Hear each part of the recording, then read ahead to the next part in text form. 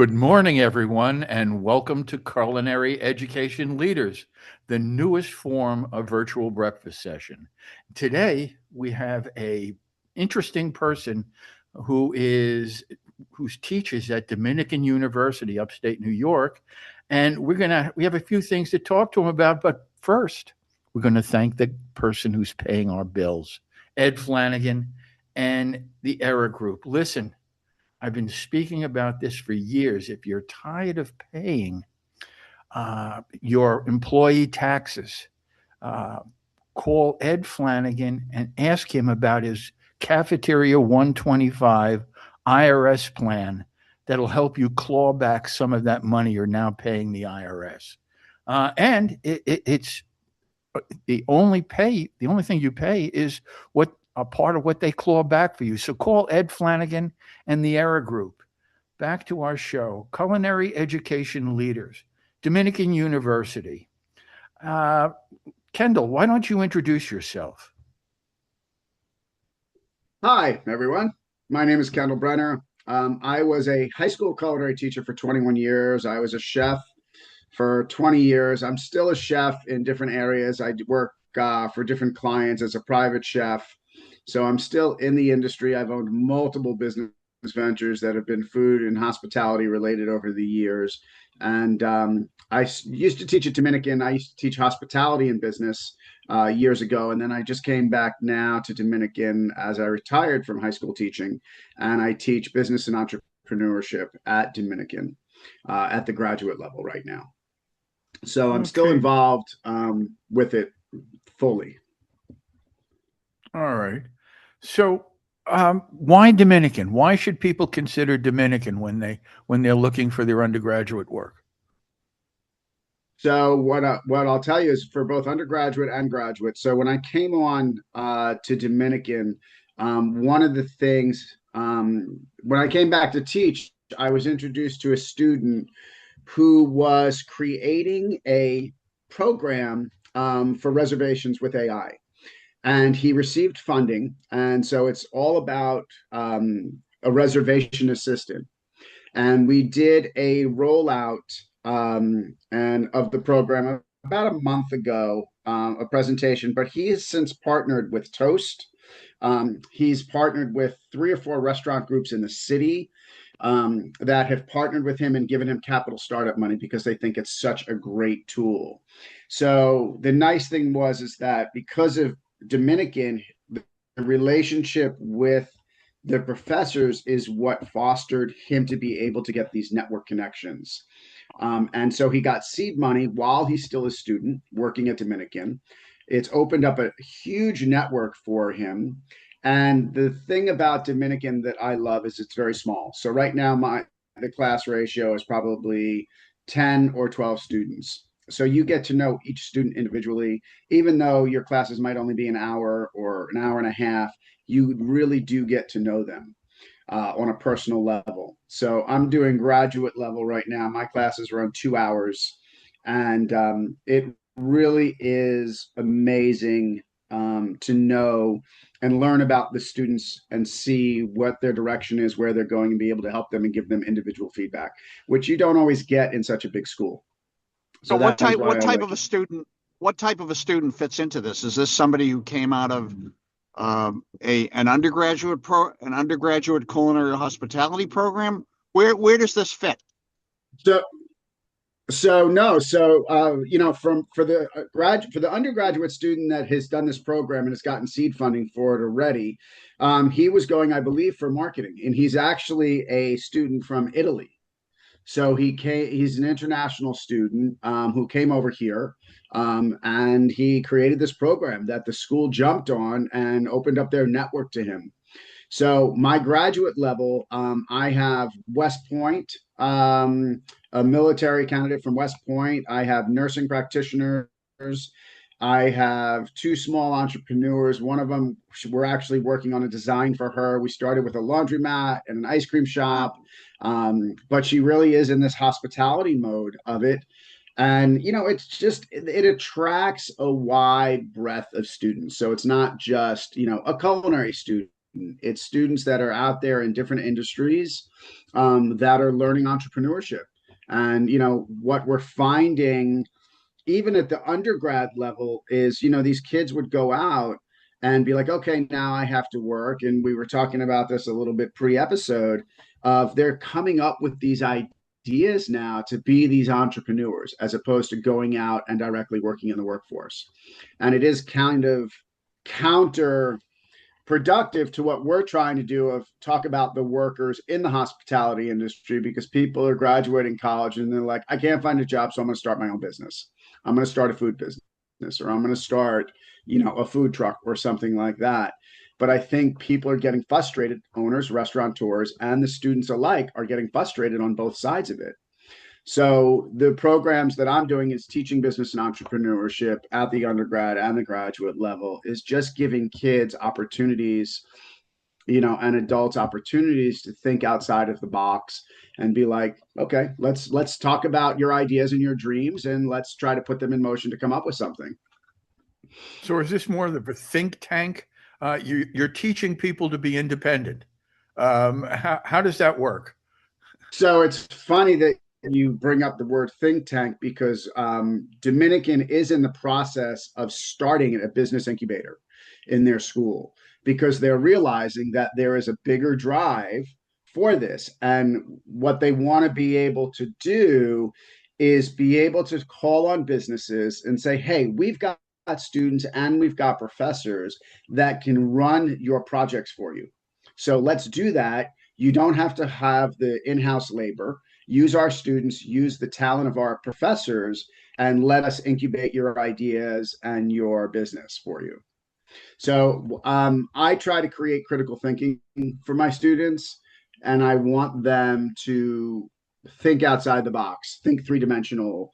And I believe that colleges give students that opportunity to kind of go one level deeper in the thinking process.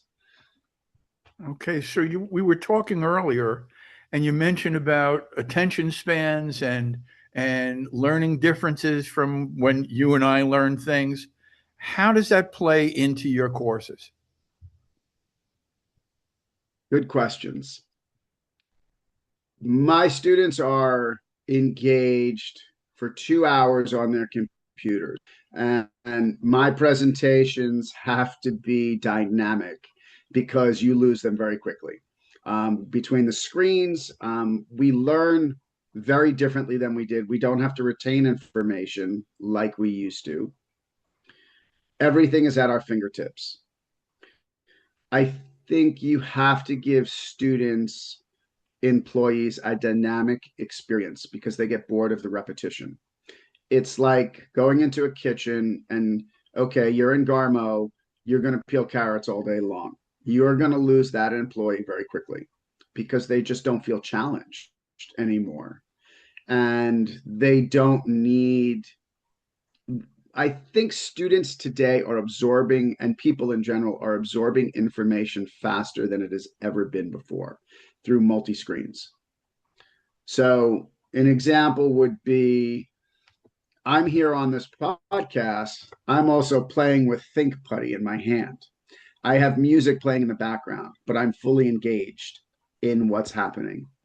Where when you and I were learning back in the day, it was sit in your seat, don't move, don't talk, and just listen to what I'm saying. And we were set up in rows, and it was a very authoritarian experience. That does not work anymore. So I think as a professor, as a entrepreneur, as a boss, you have to challenge your students, you have to challenge your employees, you have to keep them engaged more. And it is challenging to do that, because today's students, today's generation doesn't want to be in a kitchen for 10 hours a day. They want to be moving and shaking, and they're coming out of college thinking, I don't need to go to a kitchen and peel carrots all day or, pluck licum for these Michelin restaurants. I want to be creating all of these wonderful things. And the reality is the rubber is not hitting the concrete the same way it used to. So we're in this challenge of people that don't want to work as hard. What do you mean I worked an hour? I should get a 20-minute break now.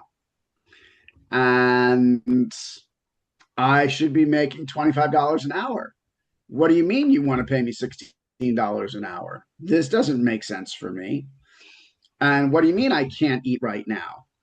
So, or I can't listen to music, or I can't, it's a very different world out there.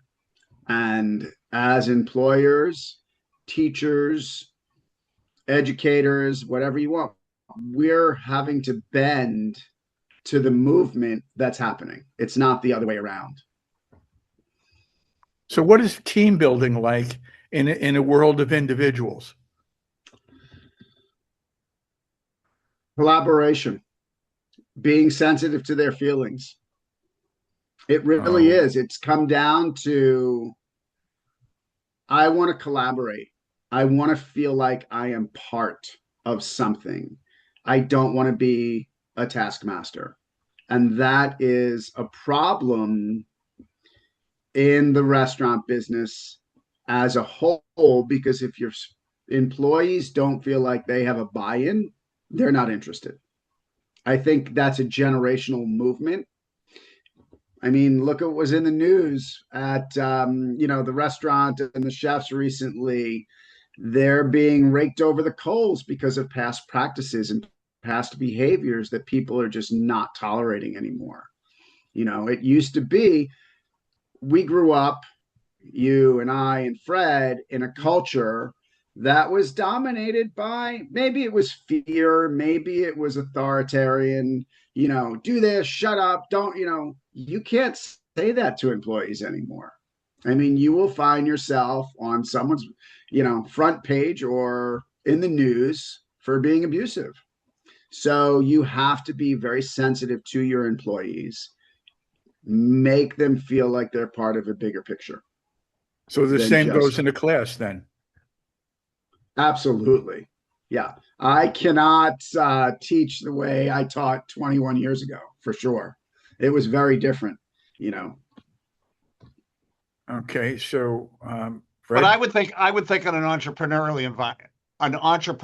environment or education, that type of student is a different type of student, and is much more interested in the content than they are about the sensitivity and emotion of that relationship. You're there. Am I wrong? I've seen it on both sides, and I think it is also about the age of the student. So undergrad is much more interested in the environment, where graduate level is much more interested in content. So you must be having fun teaching this then. It's all people that have usually a very specific goal. I am actually. It's very different than teaching undergrad at the graduate level. And, I've always known that I'm a dynamic teacher, and, ADD kicks in and ADHD kicks in. So I love being able to switch gears as quickly as I can with my students, to get them engaged. AI has been great for teaching some of this stuff, because we will jump onto a topic and someone will pose a question and I'll be like, I don't know that answer. Let's put it into chat. And the whole class is like, oh my gosh, like, this is great. And what I'm also finding across the board and in industry is that there is a behind the curve.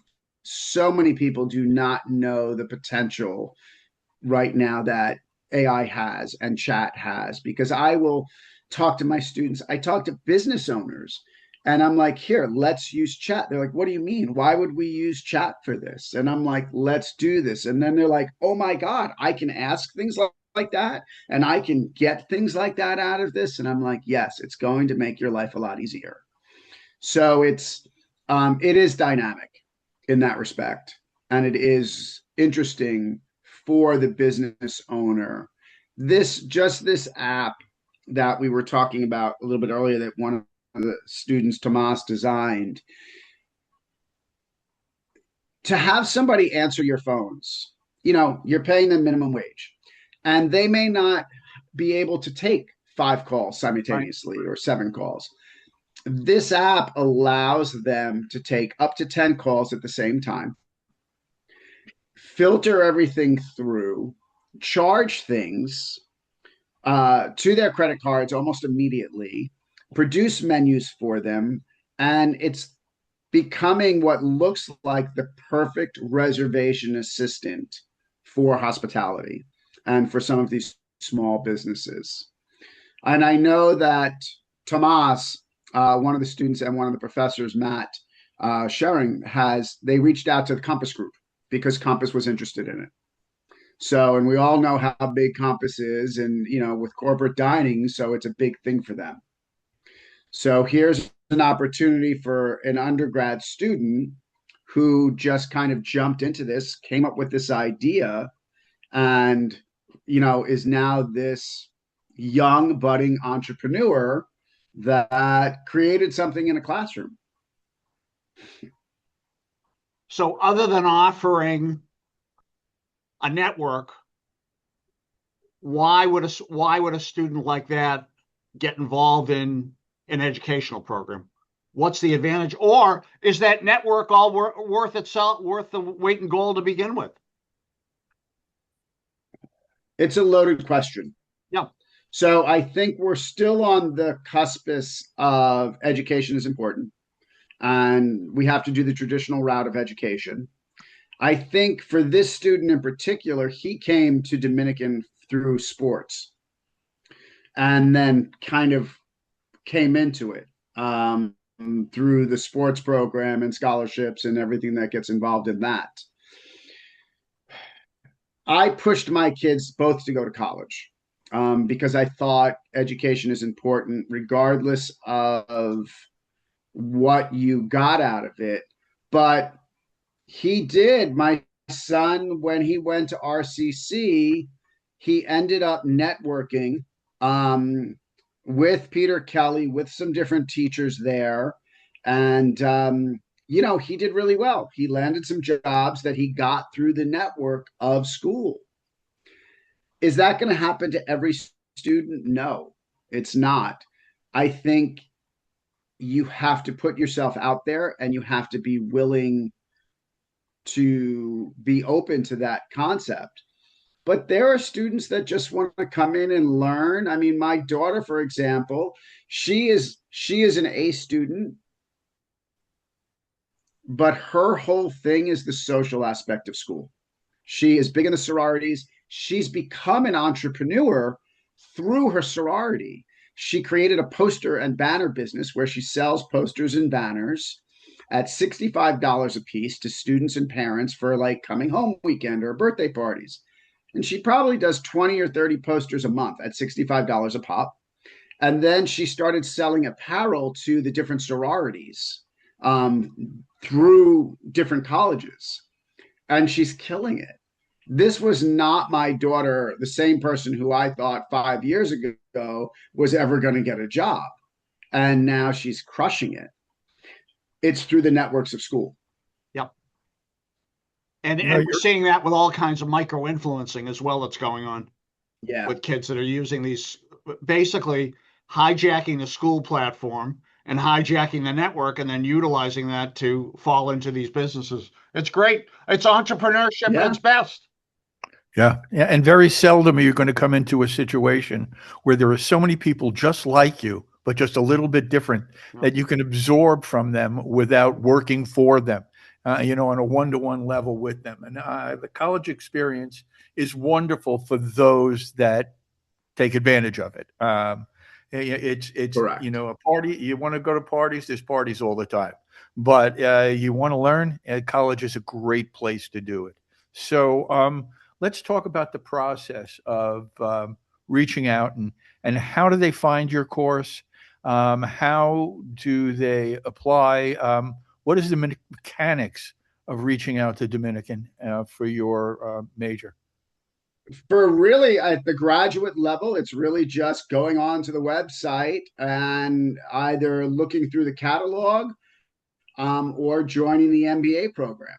So I know that Dominican is actively recruiting and trying to build up all of their programs, as every school is doing, because there is a competitive market out there. But what separates us is we're small. We give that individualized attention, and students can just go on, and potential students can go on and, sign up, and somebody will reach out to them, or they can call the school, they can email me, they can reach out to me directly, and I'll put them in touch with somebody, and answer any questions they have about the courses, the curriculums, the financial part that goes through the school. But I'll do my best to, answer any questions I can for the students.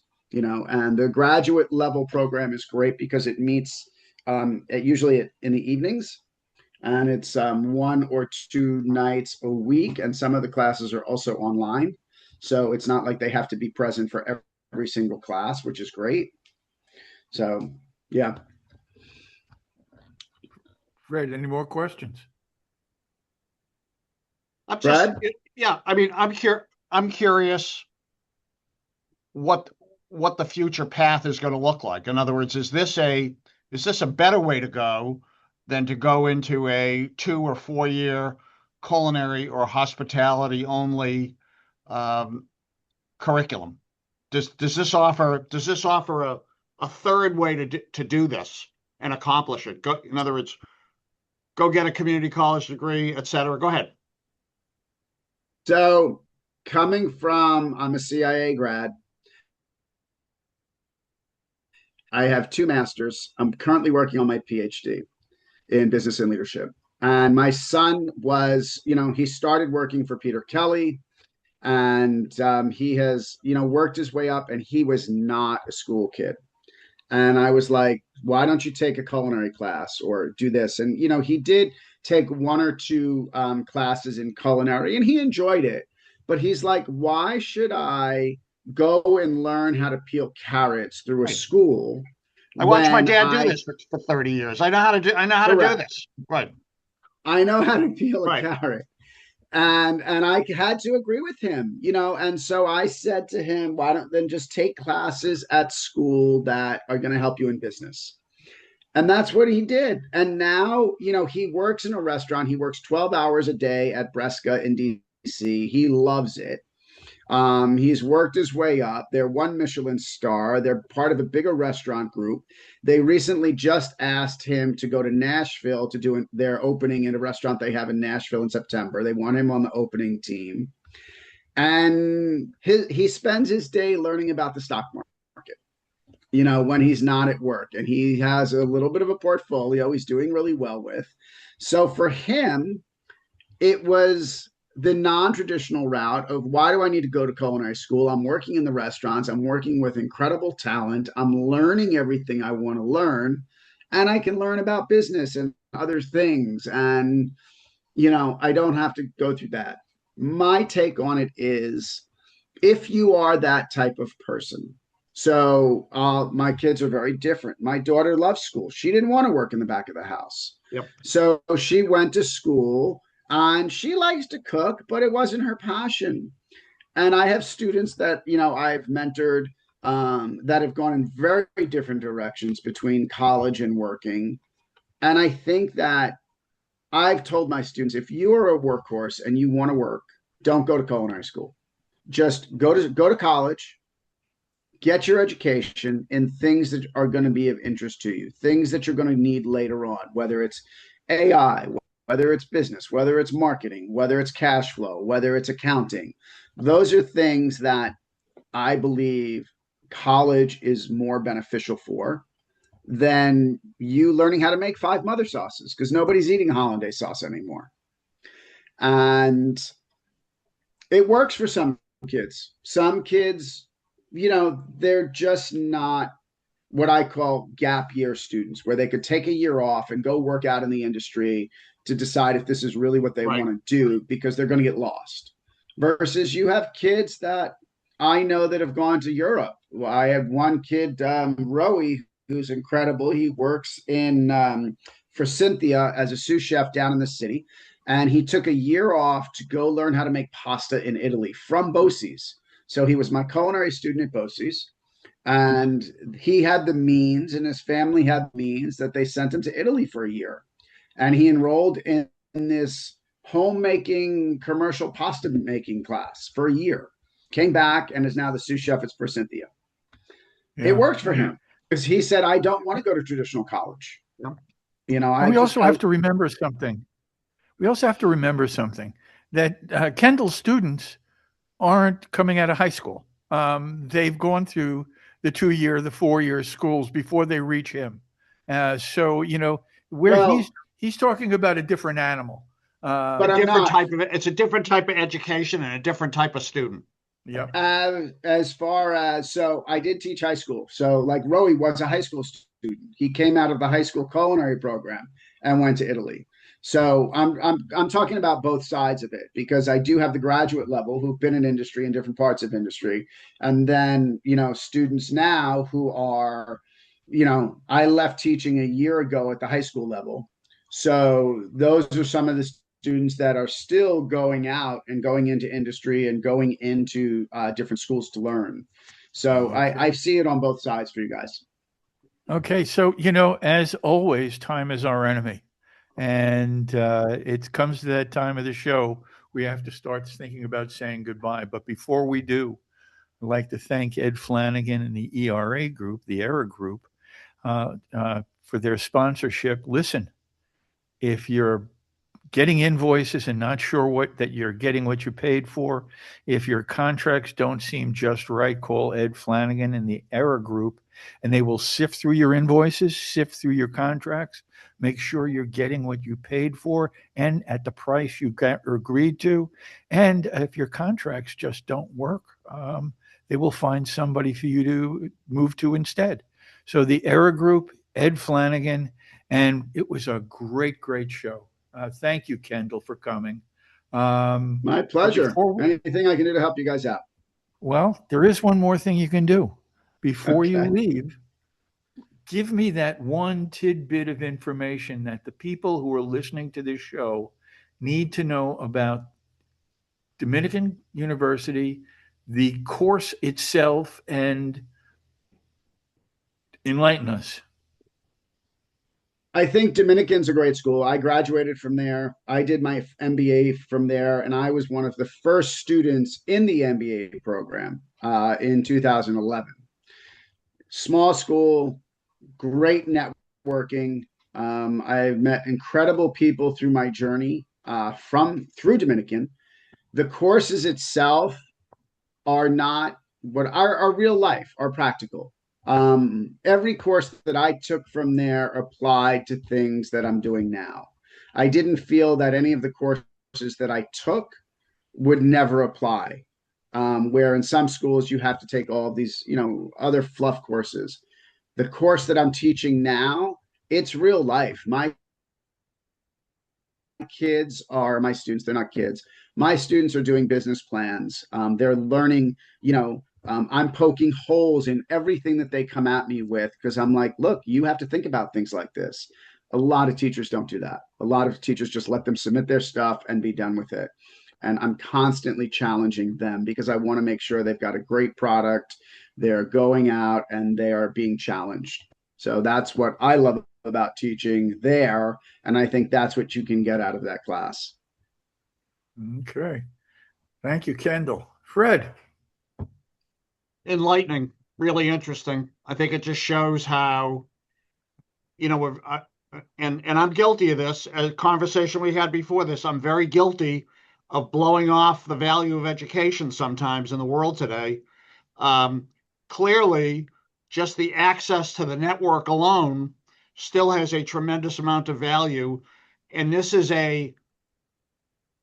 from a financial standpoint, this is a way that this makes sense to get involved in a post-grad program like this that can lead you into entrepreneurial opportunity. Great stuff. Thanks, Fred. You know, I'm listening to Kendell speak, and the first thing that came to mind is this is a teacher, not a lecturer. You know, it's very easy to stand up there on the podium and tell people things. A coach. There's another thing to discuss things with your students and have them figure it out while we're talking. And that's what I see with Kendell, with Dominican. It's intriguing. But, like I said, time is our enemy. So we're actually going to be back tomorrow with another show. So we'd love to see you on Spotify and Apple Podcasts. Actually, you won't see us. You'll just see a picture. But listen, everyone, until then, stay positive, test negative, and we'll see you tomorrow. Bye now. Bye, guys. Have a great Thanks, day. Kendell. Thank you. Yep. Take care.